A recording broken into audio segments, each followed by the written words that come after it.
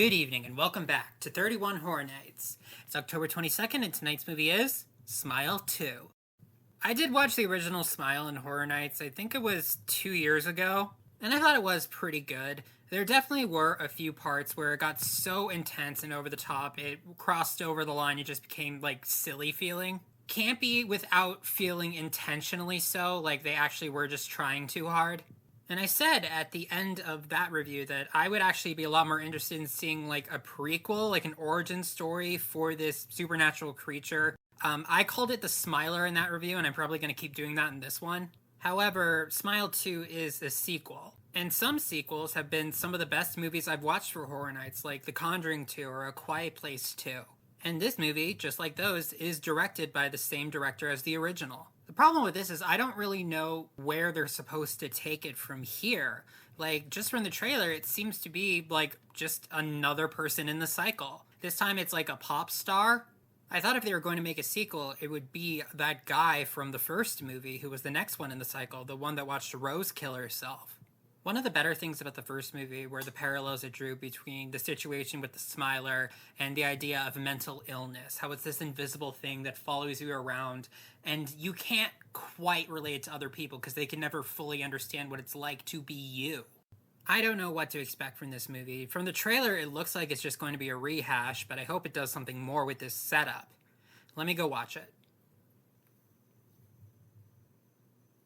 The first movie I found kind of disappointing. Like, good, but still kind of disappointing. This movie I find good, but also kind of frustrating. I'm going to give Smile 2 an 8 out of 10, the same score I gave the first movie. That is not to say that I think that these two films are about even in quality. In fact, I would say that Smile 2 is noticeably better than the first one. The problem is, it is a rehash. It really felt like beat for beat the same movie. It even tries to use scares and twists that we already saw in the first film. And even though it executes them better, it's cheapened by the fact that we've already seen them. If this had been the original Smile movie and not a sequel, I probably would have given it a 9. But since the first movie already exists, and a part of the first movie's hype, why it was so successful, was that it was new, it was different. Okay, well, maybe it wasn't that different, but it felt different to a lot of people. So even though it is doing the same thing better, the fact that it's still doing the same thing makes me want to dock a point. Anyway, I remember when watching an analysis of the first movie, the person mentioned the fact that Rose, Sosie Bacon's character, was in every single scene. And I realized that they were probably right. I hadn't, checked since then, but thinking back onto it, yeah, that does sound right. It was the type of movie that was very centered around its main character, and I'm pretty sure that barring the opening sequence, the same applies here. Every single scene in Smile 2 has the main character, Skye. Skye was played by Naomi Scott, and I think she did an amazing job with this performance. The writing of the dialogue has also improved on the part of Parker Finn, the writer/director. And when it comes to the overall screenplay, it did feel like there were fewer scenes that kind of just felt like they were going through the motions. Okay, we're going to do this because a horror movie would do this in this scene. One thing that hasn't really improved between movies is the over-reliance on jump scares. There were a lot of them in the first movie, and there are a lot of them in this movie, too. And they're really not clever either. There was one point where Skye was watching a video on a phone, and it just kept going and going, and I was thinking, okay, what's going to happen is that there's going to be a jump scare, but it's not going to be in the video itself. It's going to be, outside the video, right next to her. And that did happen. And while I originally thought I was just kind of able to intuit that based on the way things were going, I realized 5 seconds ago, and I just checked, I figured that out because there's more or less the exact same scare in the first movie. Except in the first film, it was listening to an audio recording instead of watching a video. However, there were 2 scenes in this movie that, as far as I can remember, don't have an analog in the first film that I did think were pretty well done in Smile 2. The first was during a meet and greet where she was meeting fans, taking pics, signing stuff, and this really deranged looking man who had blood splattered on his face came up to her and was just acting really weird and really creepy, and I was like, they have security at these places. Is this TwitchCon? How did he get in line? And I was waiting for him to start grinning, but he actually is just escorted out by security, And then the next guest is this little girl who does do that smile the entire time, and she never says a word. The reveal is kind of cool. The person standing in front of her moves out of the way and just reveals her standing there staring directly at Skye. And the really cool thing about this is that the kid never does anything. She doesn't do any jump scares. She doesn't attack Skye. She just grins at her, never says a word, and is just walked away. But even as she's walking away, she's turning back and grinning at Skye. I'll give it a smile too. That was a pretty spooky scene. Like, Skye doesn't know what's going on. Her curse just started, so for her it's just really weird. But as the audience, we kind of feel it as like the first drop of rain before a hurricane. It was subtle, in a way that these movies rarely are. The second really good scene was about halfway through the movie, where Skye goes back to her apartment and she like turns on a light and it reveals in the closet like maybe a dozen people. And there is a noise in the score, but it's not nearly as loud as it normally is, and they're all doing the grin. And then there's this really cool sequence where they move in this very coordinated dancer way, where she's like backing up and they're like slowly approaching. And when she like actually tries to make a break for it, that's when they spring into action. And when she runs out into the main room of her apartment, she sees even more people. Like, up until this point, we've only ever seen the Smiler manifest as one person at a time. So this was a really cool sequence, and it also doesn't have a parallel in the first movie. The problem is that most of the scenes in Smile 2 do have a parallel in Smile 1. The reason why, like, The Conjuring 2 or A Quiet Place 2 were so good is that they took all the things that were great about the first movie, plugged up some of the flaws, and also gave you something new. It expanded on the world that you already established in the first movie. Smile 2 does not do that at all. Like, by the time this movie is over, we are in exactly the same place we were when the first movie ended. I don't know how much of this movie being a retread was just the director slash writer, or how much of it was like pressure from the studio or what, but the result is a movie that is better than the first movie, but also kind of just feels like trying to make the first movie again. Apparently there's yet another sequel in the works, and if it does the same thing again, we'll know that they just have one movie in them. I still think that this was a good movie, but if you haven't seen either, I would actually recommend only watching Smile 2, because not only is it not better to have seen the first movie beforehand, it's actually worse, because they do try to pull a lot of the same stunts. And while because of that, there really isn't that much I could spoil about Smile 2, I will start going to spoilers now. One thing I noticed when watching Smile 2 is also, oddly enough, kind of like a running theme this month, a penchant for really long takes. The opening scene is all one shot, or at least it looks like all one shot. And it actually shows you what happens with Joel, who was the next victim after the first movie ended. And I guess he decided to try to take the route of murdering somebody to pass the curse on to someone else, but something goes wrong and he ends up passing it on to someone he wasn't intending to. I do think that the first scene, the opening sequence, is done very well, especially from like a filmmaking standpoint.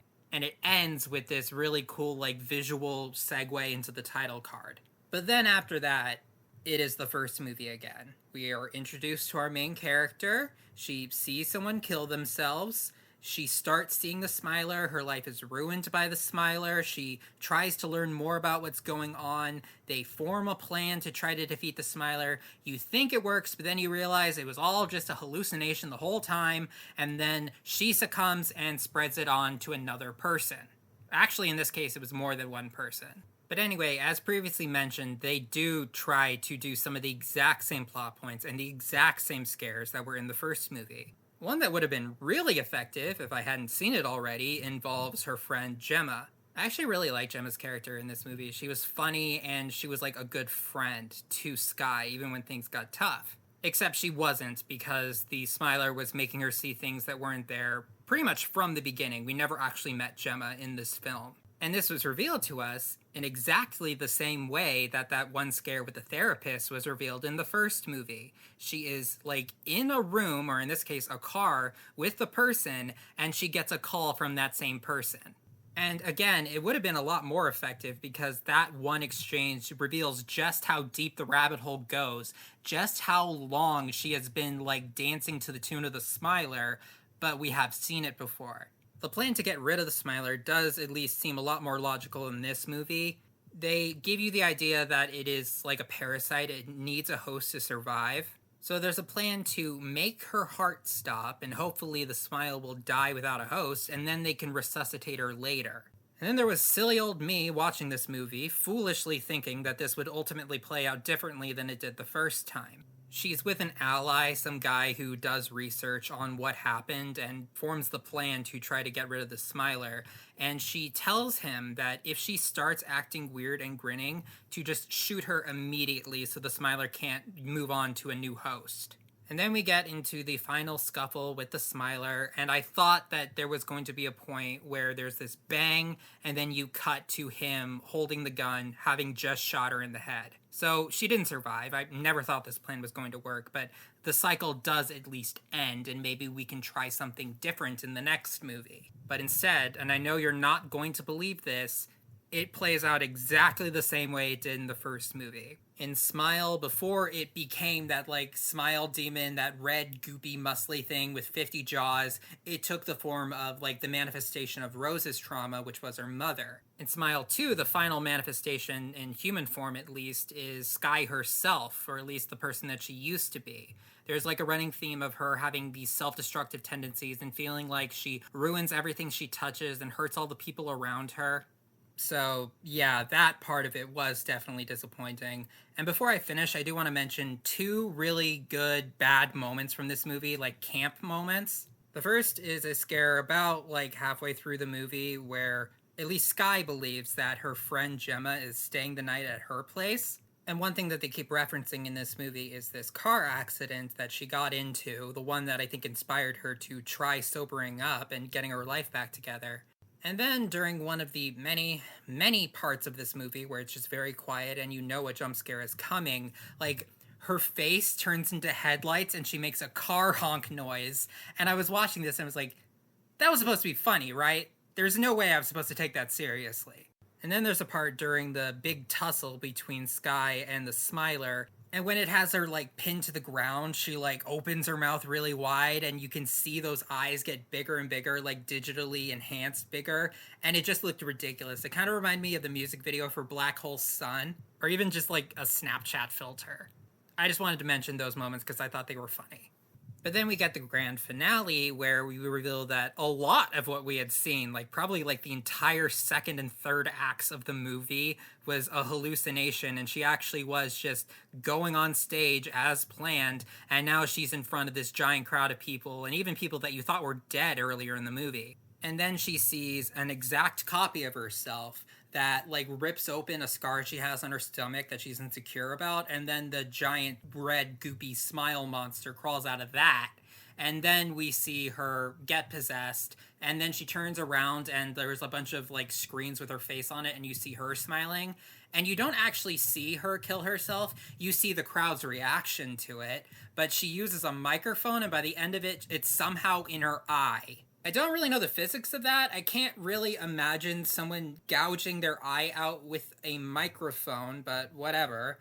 Anyway, the point is that instead of just one witness to this violent suicide, now there are hundreds, thousands of people who saw it happen. So I guess that means the Smiler is going to be really busy in the near future. I feel like I've made my stance on Smile 2 clear. It is better than the first movie, but it's better because it's just doing the same things in a better way. If you only want to watch one of them, and honestly, if you've seen one, you've seen them both, I would recommend the second one over the first one. And that's about the extent of it. Thank you for listening. I'll see you tomorrow.